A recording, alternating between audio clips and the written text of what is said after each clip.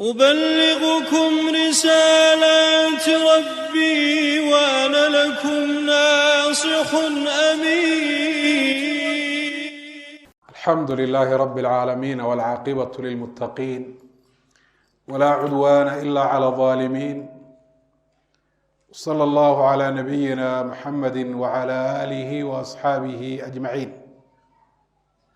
وورين إلهي بأن سبحانه وتعالى أمهدنقيا أما أنت وإنك مدنيا هنا نجيدين يا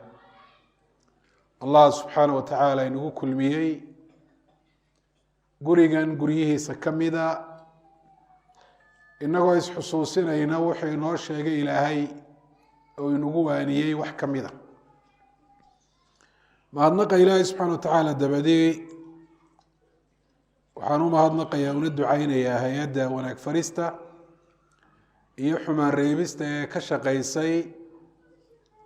khayrka iyo muxaadaraadka masaajidkan ka socday sida aada ogeydeen haddana la sheegay. kelmado kooban baan biidn illahi subxana watacaala odhan doonaa oo ku saabsan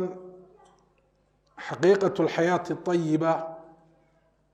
والطريق إليها.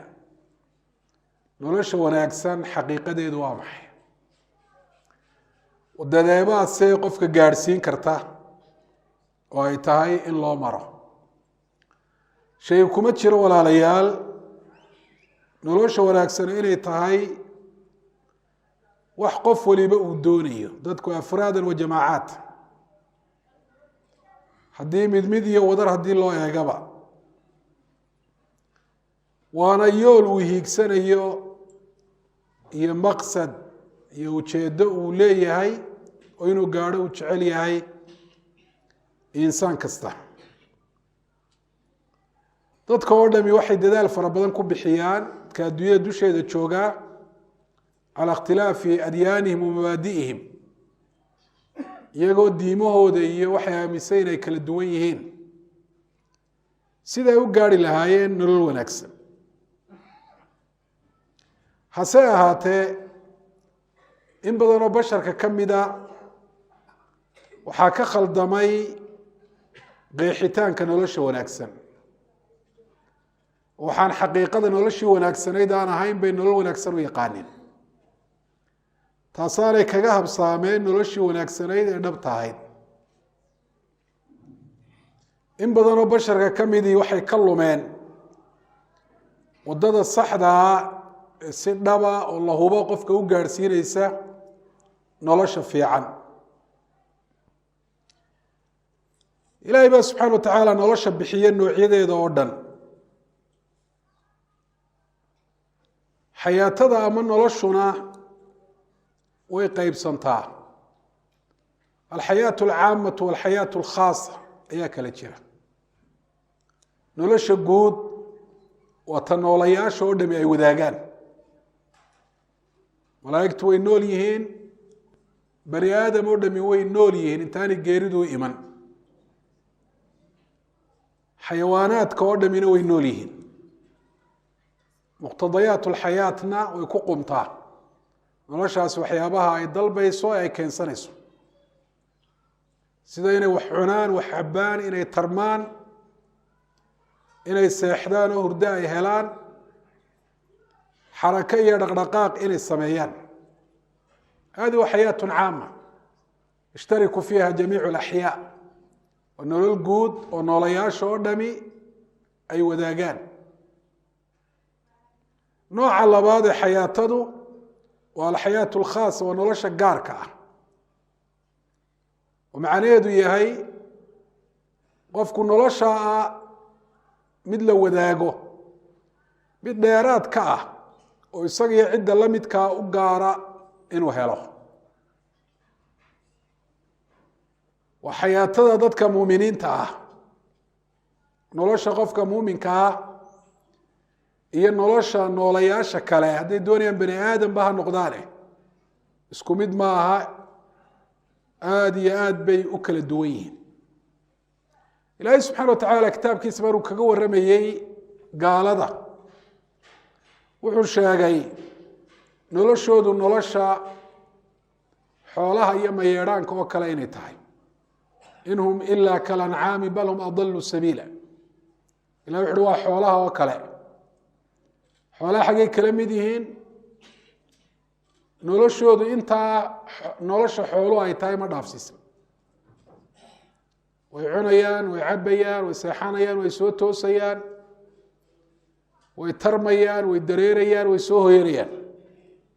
darhum yaأkulu wayatamatacuu wayulhiihim اlamalu fasawfa yaclamuun ka ilahay isagoo taa sii caddaynaya yidhi nebi maxamedow haddii ay ku yeeli waayeen oo noloshii wanaagsaneed aada ugu yeedhaysa ay aqbali waayeen iska daa iyagaa garan doonee ha cunaan oo ha cabbaan oo yididiilada adduunyo iyo nolosheeda oo ay dheeraysanayaan masaafadeedu ha mashquulise ilahay wuxu uhi bal hum adallu sabiila xayawaanaadku wixii loo abuuray way yaqaaniin wixii loo abuurayna way qabtaan ilaahay subxaana wa tacaala wuxuu u abuuray bani aadamku inay ku intifaacaan mid ay gaadiid ka dhigtaan mid ay cunaan hilib ay ka dhigtaan caana inay ka helaan iyo manaafic kaloo fara badan oo ilaahay ku sheegay fii suurati الnaxl xayawaanaadka inoogu jiray suurado kaloo qur-aanka ka midaba siday u noolaan lahaayeenna way yaqaaniin xayawaan kasta ilmihiisa waa korsadaa waana difaaca waxay cunaan way doontaan markay haraadaan biyo waa raadsadaan waa soo hoydaan inta badan bani aadamku haddii wixii ilaahay u abuuray u garan waayo yaa abuuray xagguu ka yimi maxaa loo abuuray xagguu u socdaayo nolosha ka dambaysa waa maxay hadduu garan waayo sida dad badan maanta adduunyada dusheeda inala jooga xaalkoodu yahy garan maayaan cidda abuurtay waxaa loo abuurayna garan maayaan meeshay u socdaanna garan maayaan waddo madow oo gudcura oo meelay ku dhammaanaysa aanay garanayn ayay dabada hayaan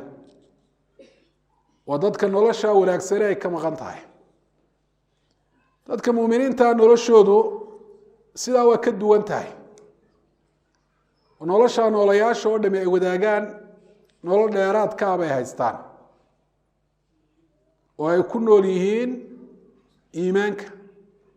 iyo islaamnimada nolosha ilaahay baa bixiya labada nololood aynu sheegnayba inuu ilaahay qofka siiyo mooyaane ma heli karo qof aanu ilaahay malagga amrin inuu ruuxda ku afuufo oo nolol ay gelaysaa ma jiro qof aanu ilaahay subxaana wa tacaala waafajin iimaanka iyo islaamnimada iyo waxa ilaahay uu jecel yahay oo ah nolosha gaarka ee wanaagsan ta lagu gaadho saynu sheegi doono isaguna heli maayo walxayaatu kulaha biyadi illaah noloshoo dham ilahay bay gacanta ugu jirta qul illaahuma maalika almulki tu'ti lmulka man tashaa tanzicu lmulka miman tashaa wtucizu man tashaa wtudilu man tashaa biyadika alkhayru inaka calaa kuli shayin qadiir tabaaraka aladii biyadihi lmulk qofna nolosha wanaagsan kuma gaari karo wadada ilaahay subxana wa tacaala uu u jeexay mooyaane saynu sheegnay basharka oo dhami nolosha wanaagsan waa doonayaan laakiin nolosha wanaagsan xaqiiqadeeda iyo wadada loo maro ayay ku kala duwan yihin bani aadamka qaarkood waxay nolol wanaagsan u yaqaaniin in la helo madaxtinimo iyo hogaamin dadaalkood oo dhanna waxay isugu geeyaan waddo kastana ay u maraan wax walbana ay u sameeyaan oo sax iyo khaladba leh sidii ay taa u gaari lahaayeen madaxtinimadu haddii aanay diin wadan iyo iimaan waxaa laga qaadaa dhibaato iyo halaakun fi daareyn labada daarood tan adduunya ta aakhira baynu ku halaagsan tusaale waxa uu ahaa fircoon wuxuu u maleeyey nolosha wanaagsan inay tahay in madax la noqdo wanaadaa fircawn fi qawmi qaala ya qawmi alaysa lii mulku misra wahadi اlanhaaru tajri min taxti qoomkiisii buu la hadlay wuu u faanayaa meel sare inuu gaadhay cid ka sarraysa aanay jirin ayuu sheeganaya madaxtinimada masar miyaanan anigu haysan webiyaashu miyaanay fooqyadayda iyo guryahayga dhaadheer hoos qulqulayn falaa tubsiruun muuse iyo dadka liitay waxba aan hayn maxaad kaga mashquulaysa ama ana khayru min hada aladi huwa mahiin walaa yakaadu yubiin nebi muuse caaya ile wuxuu ka dhigay miqyaaska iyo halbeega nolosha wanaagsan madaxtinimo iyo xooliyo waxa ay la haysto kaa nebi muuse waxaa ma haysta buu leeyahy sidaba markaa aada qiimo ugu yeelaysaan ama aada u dhegaysanaysaanba inuu xaalkiisu sidaa yahay nihaayadiisu maxay noqotay falamaa asafuuna intaqamnaa minhum faaqraqnaahum ajmaciin isagii ciddii raacday markay ilaahay ka cadhaysiiyeen isagu uu sheegtay waxaanu ahayn uhi ana rabbukum laclaa maa calimtu lakum min ilaahin hayri anaa rabbigiini u sarreeye ah macbuudaan aniga ahayna ma lihidin oo idinma ogi anigay caabuda kibir halkaa uu ka gaadhay qaarna taa ay ka rumaysteen oo ay ku raaceen nebigii ilaahay usoo dirayna ay maqli waayeen ay dhegaysan waayeen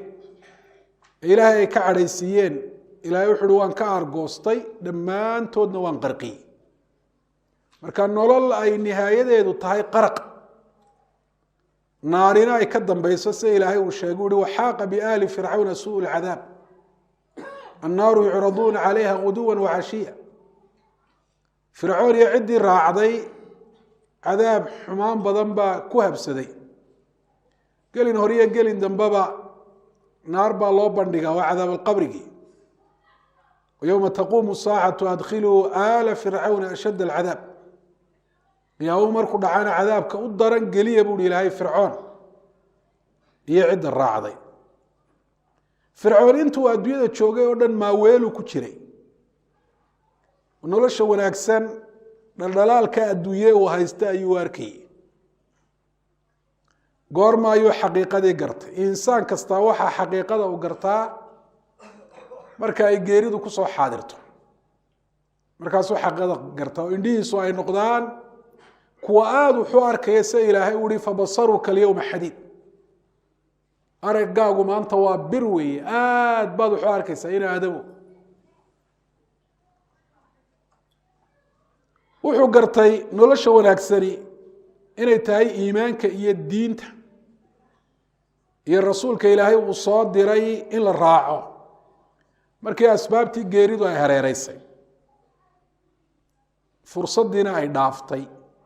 in fara badan loogu yeedhiyo xataa idaa adrakahu lgaraqu qaala aamantu annahu laa ilaaha ila aladii aamanat bihi banuu israa'iil wa ana min almuslimiin markii biyuhu ay dhinac walba kaga yimaadeen ayaa wuxuu yidhi waxaan rumeeyey ilaahay reer banu israa'iil ay rumeeyeen oo rumaynta hadda uu ku caayey markuu nebi muuse ugu yeedhay adduunyadii uu ku faanayey madaxtinimadii iyo maalkii uu sheeganayay o dhami qiimo ma yeelan laa qiimata lahu biduuni iddiin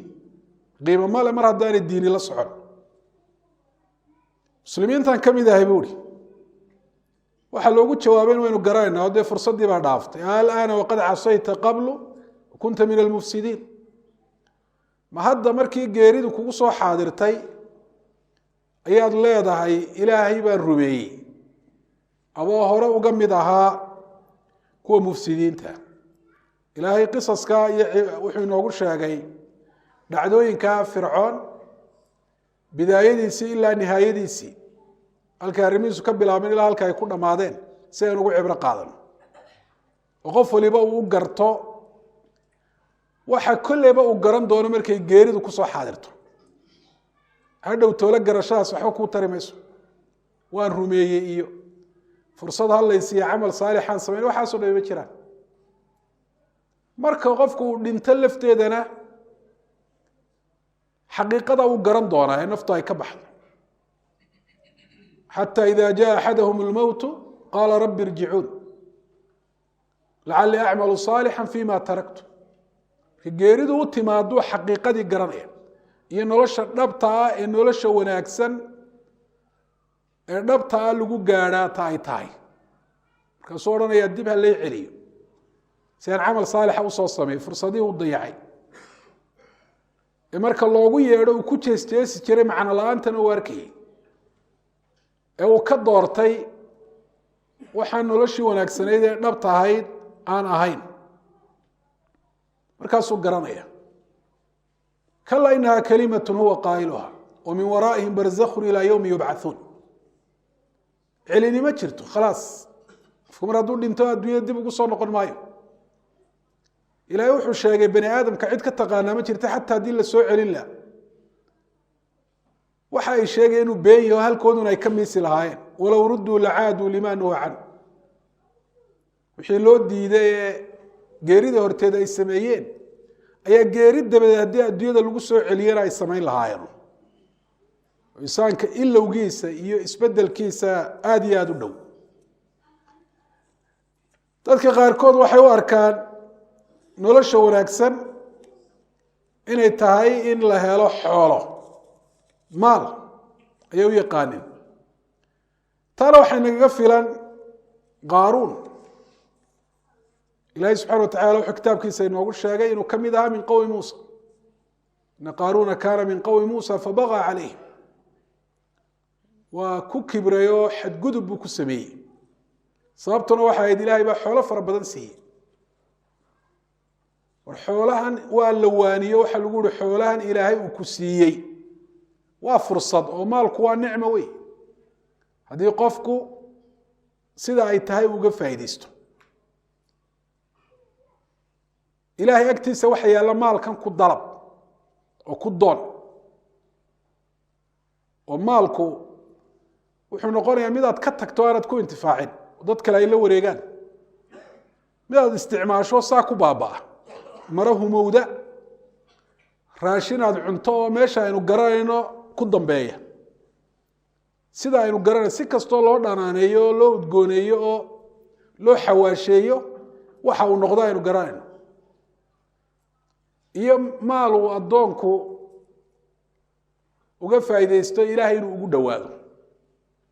oo ku cibaadaysto kaasunbaa markaa maalka qofku si dhaba ugu intifaacay kaloo dhami nafci daa'ima oo joogtaa uma laha ilahay wuxuu sheegay in xoolo fara badan la siiyey xoolihiis waxba umay tarin fakhasafnaa bihi wa bidaarihi alard isaga iyo daartiisii uu ku faanaye uu arkayey wax aada u wanaagsan nolol wanaagsan miduu ku gaadhay inay tahay ilahay baa dhulka la jaray dadka qaarkood nolosha wanaagsan waxay u yaqaaneen maladaat dunya qofku inuu helo macmacaanka iyo dhalaalka adduunyada inuu guri helo gaadhi inuu helo gabadh fiican inuu guursado awlaad inuu helo sunuuf alacimati walashriba noocyada cuntooyinka iyo cabitaanadu kuwa hareera yaalla oo marnaba aan ka dhammaan ahayn inay noqdaan taa nolol wanaagsan laguma gaadho rafaahiye waa lagu gaari karaa yadda inaad ishareera dhigto waxyaabahaas laakiin nolosha wanaagsan ee dhabtaa laguma gaadho ilahay baa yihi subxana watacaala farayta in matacnaahum siniin uma jaaahum ma kanuu yuucaduun ma agna canhum ma kanuu yumatacuun ka waran haddaanu cumrigaba u dheerayno sanado fara badan adduunyada si iyagu u arkayaan ay ku raaxaystaan kadibna wixii loo yoogahay u yimaado geeridu ay timaado xisaabta ay timaado abaalmarinta ay timaado wixii markaa ay adduunyada ku cuneen ama ay ku cabbeen ama gaadiid iyo guryo iyo gabdho ay ku haysteen muxuu ka taraya xalaal wuxuu ka taraya ma jirto waaqicuna sida ilaahay subxaana wa tacaala inoo sheegay buu u markhaati kacaya waxaa jira dad madaxtinimo haysta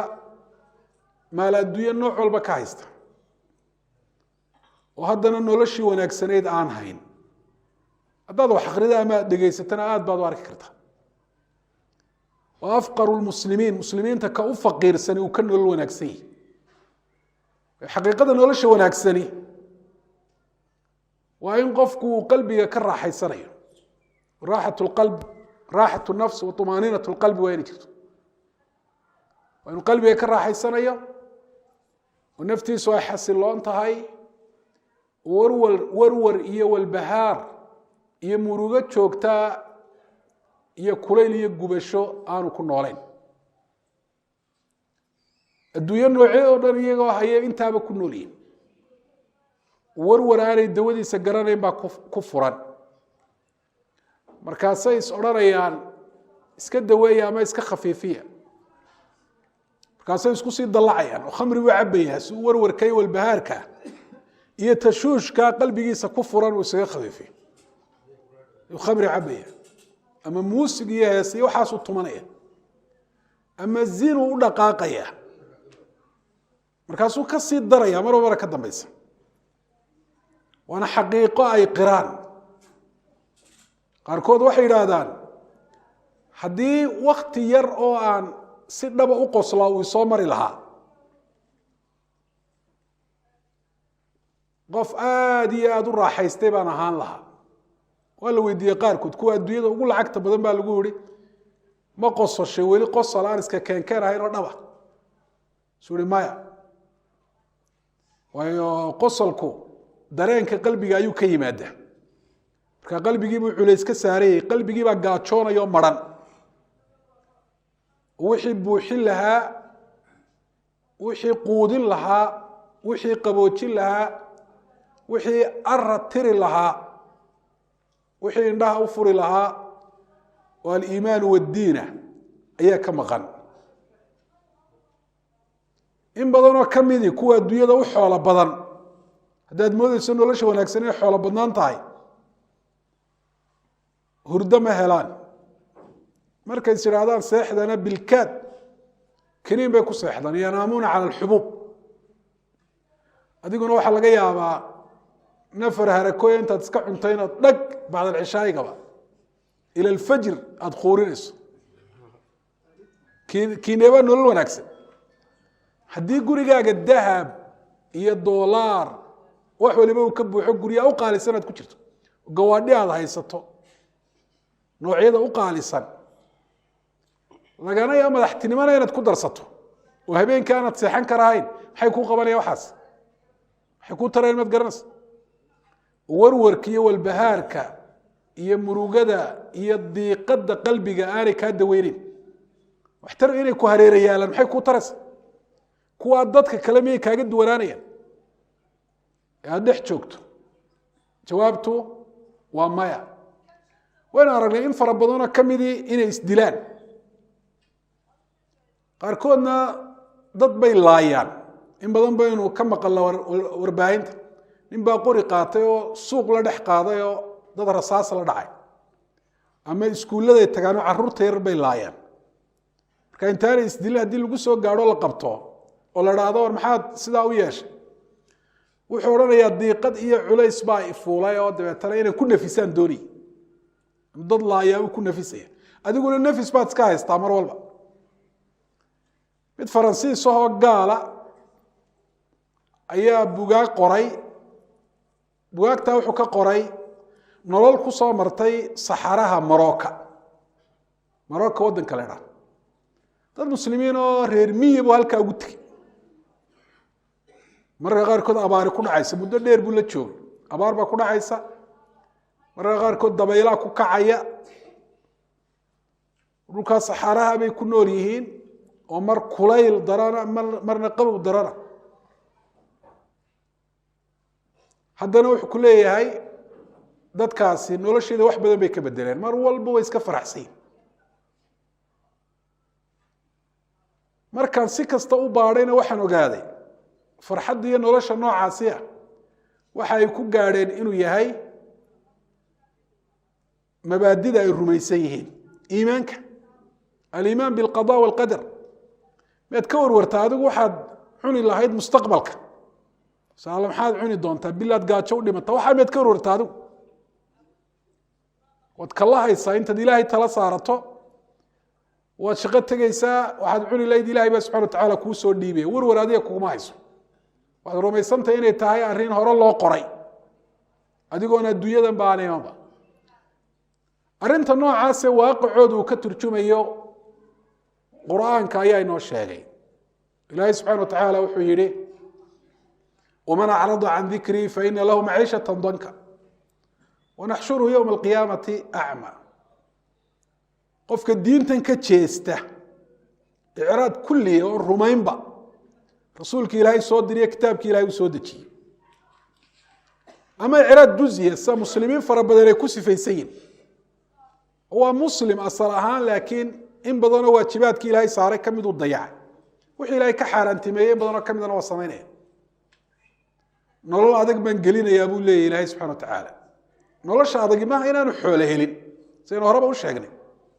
xoolo nooc walba isagoo haystaa laga yaaba haddana nolosha u adag inuu ku jiro tabaca hudaaya falaa yadilu walaa yashqa waa cagsigeeda hanuunkaa ilaahay uu soo dejiye waa kitaabka qur'aanka ah iyo axaadiida nebiga calayhi salaatu wasalaam qofka raaca lumi maayo waddada saxda ah nolosha wanaagsan adduun iyo aakhiraba loo maro ka lumi maayo walaa yashqa kadeed iyo dhibaatana la kulmi maayo nolosha wanaagsan waxaa tusaale fiican u ah nebigeenni maxamed calayhi salaatu wasalaam iyo saxaabatuhu alkiraam nolosha u wanaagsan ee u raaxada badan ee u farxadda badan ayay ku noolaayeen nebigu calayhi salatu wasalaam qofkii u soo galaba oo u dhoola caddaynayay kiri jariir bn cabdillahi albajali ma dakaltu calى rasuuli illaahi mundu aslamtu ilaa tabasama fii wajhi mar kastoo rasuulka aan u galo laga bilaabo markaan islaamay rasuulku calayhi salaatu wasalaam dhoola caddayn buu igu qaabilayay farxad joogtaabuu ku noolaa nebigu alayh salatu salam kadalika saxaabatuhu lkiraam raaxay dareemayeen adduunyada iyagoo joogay janno ku jireen jannat liimaan wasacaada walxayaati ayiba aliimaaniya bay ku jireen nolosha raaxadaa iyo deganaanshahaas iyo farxadda ay dareemayeen miyay ka dhalatay hayn adduunyo miyay ka dhalatay jawaabtu waa maya rasuulka calayhi salaatu wasalaam waxaa dhici jirtay 3 bilood oo iska daba bishay gurigiisa inaan raashin lagu karin say sheegtay caaisha radia allahu canha markii la yidhi maxaad ku noolaydeenna waxay tidhi alaswadaan atamr walmaa labada madmadow waa biyaha iyo timirta haddana nolosha ugu fiican ayay ku jireen nolosha ugu fiican bay ku jireen oo ay ku noolaayeen bal nebigu calayhi salaatu wasalaam kaana yanaamu taawiyan isagoo bog maran oo timirtaa taa u liidatay caamida aynu dhahno wuxuu ku gaajo baxa aan ka helin ayuu rasuulku calayhi salaatu wasalaam seexan jiray haddana nolosha u wanaagsan buu ku jiray dadka qaarkood oo muslimiinba ah ayay xataa qiimayntu ka khaldantay gaal la yaabi mayno oo ma haysto halbeeggii saxda ahaa nolosha wanaagsan uu ku garan lahaa iyo waddada loo maro laakiin qof muslimo ka waran nadaratu ila dunya ay tahay nadara maadiya odhanee gaaladu inay saxsan yihiin waxaa u daliila dhulkooda roobun baa ka da-aya xoolay haystaan way horu mareen waa nadara maadiya wuxuu wax ku qiimeynaya waa waxaan ilaahay agtiisa qiimaba ka lahayn oo waxa kudaafada yaalla adiga miyuu qiimo kula leey waxarka dhintay kudaafada lagu soo tuuray adiga miyuu qiimo kula leey ya haddaad kaa qiimo u yeesho ka waran oo aad tidhaahdo waxar baktiya iyo xashiish iyo qofka haystaa saxsan waxaanay haystaan ilaahay subxaana wa tacaala agtiisa waxarkaa baktiga waa ka liita suu sheegay nebigu calayhi salaatu wasalaam ولو كانت الدنيا تزن عند الله جناح بعوضة ما سقى منها كافرا شربة ماء. الدنيا إلهي أكتيسا قرب بالكنا يعلم ميزان تاي وإلا قيمة تاي قال بوحبا كموسيا لكن قالوا كدر قان الدنيا دي شعدان صدان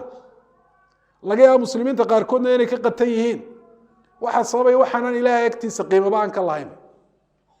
لا قيمة له عند الله سبحانه وتعالى. إذا لقوا قيمين كره يا صحسن يا خلدن مظاهرتها مقالدة الدوية لقوا قيمين كره وحلقا يا قفكم إنه أفقر الناس ياي وسحسن ياينا أغنى الناس إنه يهو خلدي وكذلك إنه أفقر الناس إنه لا شوفي عنه كله ليه ولا شو نكس أغنى الناس إنه يحوله فربضان وهايستو حدنا نولش إنه كديد وكوهايستو عريري يدي قد ورور إيه والبهار إيه هردلان شوكتي إنه كفران تاهي وحاصرا إسلام كديدي مايو dadku inay shaqaystaan bal waa dhiirigelnay taba xalaal dadku inay la yimaadaan in wax la beerto islaamku waa dhiirigeli in la shaqaysto oo famshu fi manakiba wa kulu min rizqi fa idha qudiyat as-salatu fantashiru fil ardi wabtaghu min fadli Allah qofku dadka aanu bariyina wuxuu cunayo ku noolaanay ula soo baxo islaamku aad buu dhiirigeli oo ganacsigu dhiirigeli oo farsamooyinka in la barto anbiyada ilaahay ba farsamooyin ku shaqaystaan laha wadadka kuwa dulsaar ku aan ahayn laakiin arinta ay tahay si dhab inaad ogaataa waxa weeye waxa soo dhabi qiimo yeelan maayaan dahab iyo fido iyo dollar iyo guryo iyo gawaadhi iyo maal adduunyo noocidii soo dhan mood iyo nool wax qiimo nolosha u yeeli maayo wax dhadhana haday diintu ka maqan tahay waxaan nolosha qiimo iyo dhadhan u yeelayaa walow adduunyo xabayaanad ka hayne waa diin waa islaamnimo ilaahay inaad u hoggaansanto ilaahay aad cibaadaad ku kaliyeynaysa aad ku caabudo nabi maxamed calayhi salaatu wasalaam aad ku dayato oo ilaahay aad amarkiisa qaadato wuxuu ilaahay kuu diray aad samayso wuxuu ilaahay kuu diiday inaad ka dheeraato oo aad ka fogaato taasaa nolosha dhab ahaan qiimo u yeelaysa oo dhadhan u yeelaysa oo nolol raaxo leh ka dhigaysa waynaga sheegnay waaqicii nabiga calayhi salaatu wasalaam iyo saxaabada ilaahay subxaana wa tacaala kitaabkiisa ayuu inoogu sheegay nolosha wanaagsan wadada loo maro waliba ilaahay subxaana wa tacaala laba qodob buu ku soo ururiyey laakiin qodobo fara badan ay ka farcamayaan رب سبحانه وتعالى وحيري الذين آمنوا وتطمئن قلوبهم بذكر الله ألا بذكر الله تطمئن القلوب ماشي لقى راح يستواهلك وقلبك صمع تهو اسكوها فخصني قلبك وحق قرى الراح يوامح إن الدنيا نوع البا يستمعها سقالة الخمر لعبة معها هيس إلا دقا يستمعها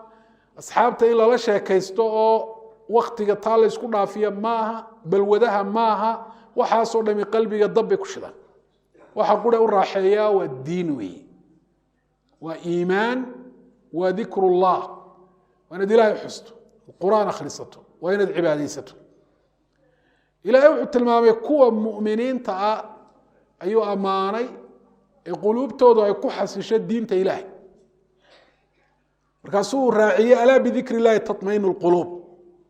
waxay quluubtu ku xasishaa dhikriga ilaahay dhikrullah waa diinta ilaahay oo dhan ayuu ilaahay subxaanahu wa tacaala u sheegay marka kulayl iyo gubashada aad qalbiga ka dareemayso waxaa dawo ka ah diinta inaga lafteenu waan aragnaa qof muslim aad arkaysaa oo caasi ahaa bal wada lahaa bilaa salaad ahaa macaasi samayn jiray oo kadeed iyo gubasho ku noolaa oo intaa dabadeed toobad keenay noloshiisa oo dhamay isbedeshay deganaansho raaxo qalbi farxad warwar la'aan ku seexanaya ku soo toosaya waynu aragnaa inaguba mar walba raaxada nafta iyo deganaanshaha qalbigu wuxuu ku jiraa intaad diin ka hayso mar kastoo iimaankaaga iyo diintaada iyo toosnaantaada diin ku dhaqankaagu uu xoogaysto nolosha wanaagsan ee dhabta ah intaad ka haysaana waa sii badanaysa ha isku yaraynin adigu nolosha wanaagsan ha isku yaraynin ilaahay subxaana watacaala aayad kale wuxuu ku uhi man camila صaalixا min dakrin aw unha wahuwa muؤmin falanuxyiyanahu xayaaةa طayiba walanajziyanahum أjrahum biaxsani ma kanuu yacmaluun qofka sameeya camal wanaagsan camalka wanaagsani waa maxay waa camalkaad ilaahay daraaddii u samayso sidii loo sharciyey inaad u samayso sida salaada inaad ilaahay daraaddii u tukato sidii loo sharciyeeye loo jideeyey inaad u tukato oo adigu aanad waxba ka bedello waxba aanad ku darsan wax ka midana aanad ka tegin kaasoo lab ah ama dhadiga raga ama dumara wa huwa mu'min iyadoo qalbigiisana iimaan ku jiro qofku hadduu camal wanaagsan sameeyo sida sadaqaad oo kale salaad uu tukado uu soomo iyadoo qalbigiisa aanu iimaan ku jirin dee laga aqbali maayo wama manacum an tuqbala minhum nafaqaatum ilaa anahum kafaruu billahi wabirasuulih gaaladu waxaa sadaqada ay bixinayaan oo dhan inay adduunyada wax ku helaan mooyaane aakhiro waxba ugama sii yaalaan gaalnimadaa diidaysa in laga aqbalo oo kayd aakhiro looga dhigo qofka camal wanaagsan sameeya isagoo mu'mina ilahay wuxu uhi falanuxyiyanahu xayaatan ayiba uu dhaartay ilaahay isagaa ilaahay isku dhaartay ilaahay baan ku dhaartaye nolol wanaagsan baan ku noolayn doonaa waliba ficil mudaaric ayuu ilahay subxana wa tacala ka cabiray oo tusinaya ana hadi alxayaa ayiba tatajadad noloshaa wanaagsani inay iska daba imanayso oo ay kordhayso mar kastoo iimaankii camalka saalixa uu sii kordhiyo iyaduna way sii kordhaysa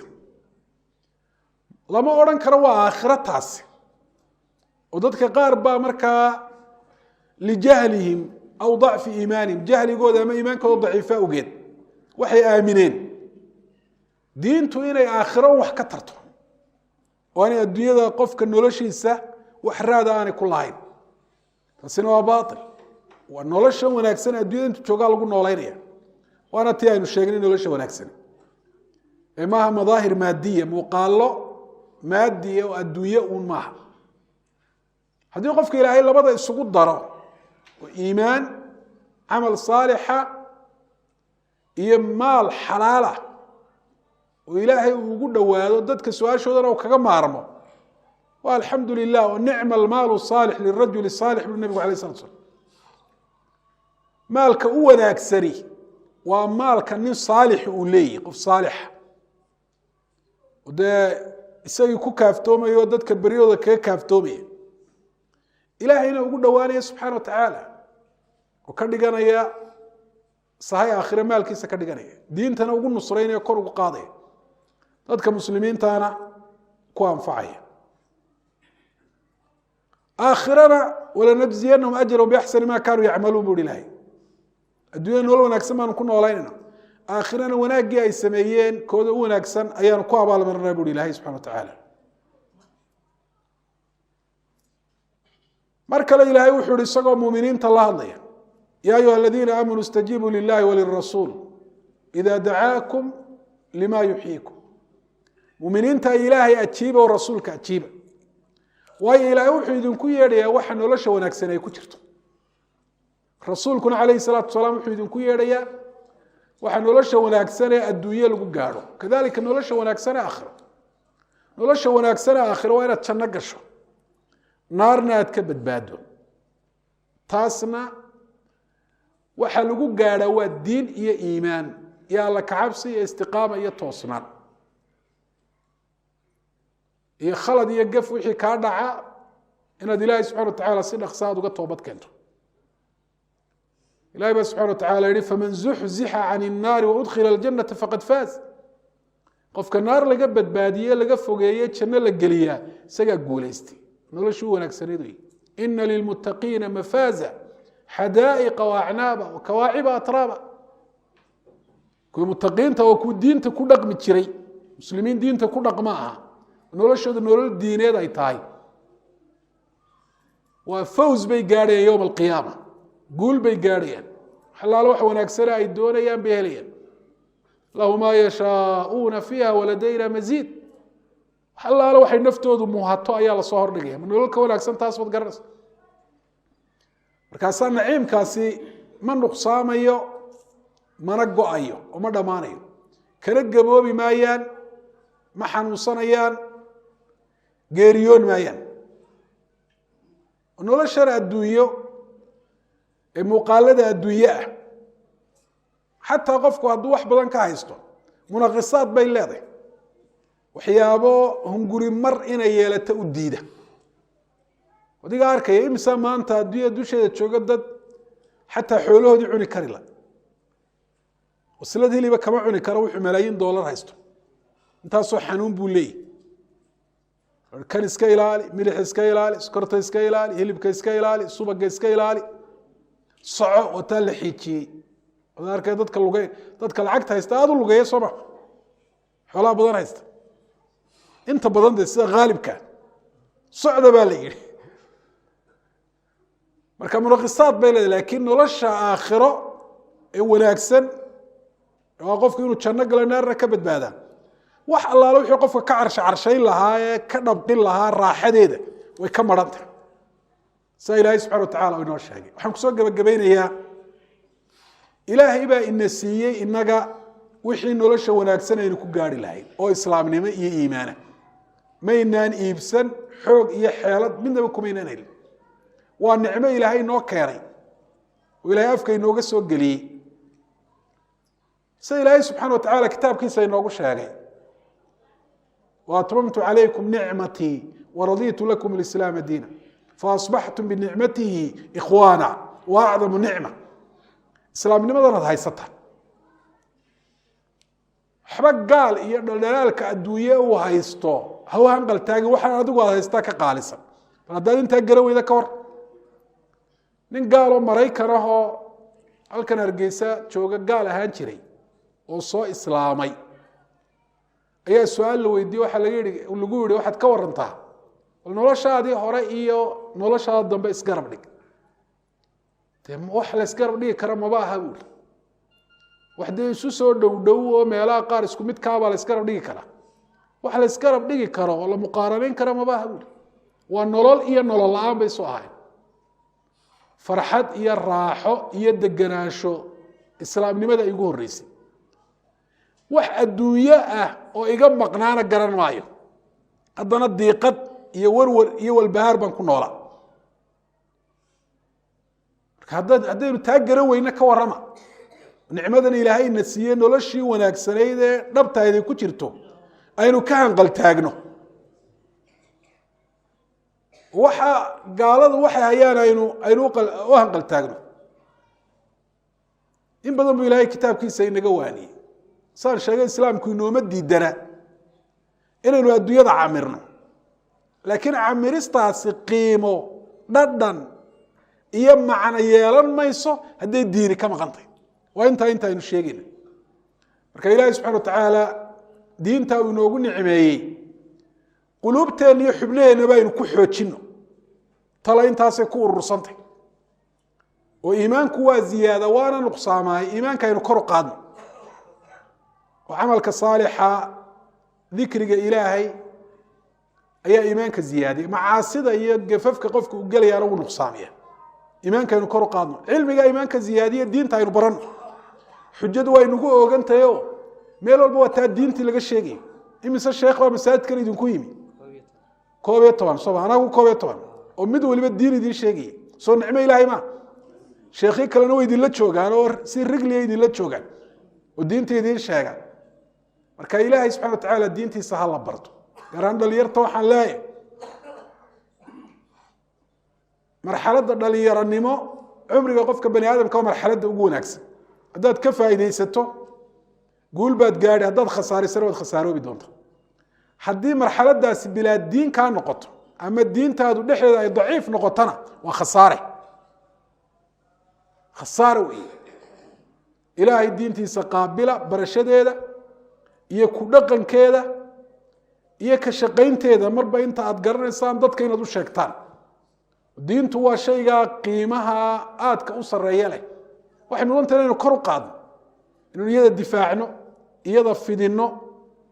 waad arkaysaa dadkeena qabiil la difaacayo iyo qabyaalada halka ay gaadhsiisay, iyo inay qayrkood xataa adduunyaan ka reebtay, diin ahaan iska daayo. qofka muslimku waa inuu diintiisa ku ictizaazo oo cizada iyo sharafta iyo saraynta diinta waa inuu ka raadiyo. cumar ibn khataab wuxuu uhi radi allahu canhu, naxnu kunaa qowman adilaa, haddaanu carab nahay dad dulaysan baanu ahayn. dhab ahaan way dulaysanaayeen, dad hoggaan iyo madax aan lahayn bay ahaayeen. bal aduu taariikhda si walba u akriyo, nebiga calayhi salaatu wasalaam hortii maka yaa xukumi jiray. qof gaaroo la odhanaya hebel baa xukumi jiray ma jirto. meel bilaa maamula ba ahayd. sida loo kale xoog weyn yahay un laysu muquuniyo. waxay ku noolaan waynu garanaynaa. caruurtoodoo nool qaarkood inay aasi jireen, waxay u gacmahooda ku sameeyeen bay caabudayeen. furus iyo ruum baa kala qaybsaday oo in badanoo dhulka carabta ka mid a xukumayay. markaa dad dulaysan baanu ahayn buuri. faacazana allahu bihada diin, ilaah wuxuu nagu cizeeyey oo cize iyo sharaf uu noogu yeelay diintan. famahma ibtagayna alcizata min gayriha adalana allah. haddaanu garan weyno nicmadaas oo cizada iyo sharafta aanu meel kale ka raadino, ilahay waa na duleynaya oo de bimacnaa diintii aanu khilaafno. wuxuu waafaqsanya hadalku uhi nabigu calayhi salaatu wasalaam, wajucila adullu wasagaaru calaa man khaalafa amri. dulliga iyo hooseynta waxaa la saaray ka amarkayga khilaafa. kaasaa dhab ahaan dulaysan. qofka ilaahay adeecaya ma dulaysan. ka dhab ahaan xataa haddii bani aadamka qaarkood sidii fircoon nebi muuse uu hoos ugu eega hoos ay ugu eegaan, dhab ahaan ka dulaysani waayo oo ka ilaahay caasiyaya subxana watacaala, ilahay amarkiisa khilaafaya. ilahay baynu subxana watacaala ka baryaynaa inuu iimaanka inoo xoojiyo, daacada iyo ka amar qaadashadiisana ina waafajiyo. ilahay baynu dembi dhaaf weydiisanaynaa, waalidiinteenna u weydiinaynaa, kuwa nool iyo kuwa dhintay, muslimiinta guud ahaan. ilahay baynu ka baryaa inuu ina islaaxiyo, muslimiinta o dhan islaaxiyo, khayrkii wanaagga uu waafajiyo. rabbi baynu weydiisanaynaa muslimiinta inuu quluubtooda mideeyo oo diinta islaamka uu ku mideeyo iyo xaqii nebi maxamed laga dhaxlay. ilahay dadka muslimiinta ah ee islaynaya dhiigooda banaysanaya, ilahay dhiigooda ha kala badbaadiyo. dhiig islaam wax lagu farxa maaha, wax markaa loo ololeeyana maaha. waa wax aada iyo aada halis u ah, sida ilaahay in badan inoo sheegay rasuulkuna alayh salatu salam xadiis badan uu ku sheegay. ilahay muslim meel kastuu isku dilaya ha kala badbaadiyo, quluubtoodana ilaahay is waafajiyo, khalkhalkiyo khilaafka ilaahay ka saaro. صلى الله على نبينا محمد وعلى آله وأصحابه أجمعين. يا رب واجعل نهجنا نهج النبي وصحابه فبنهجهم فلنقتدي. يا رب وفقنا بعلم نافع وهد العباد على لزوم المسجد. ثم الصلاة على النبي وآله وجميع أصحاب الرسول محمد.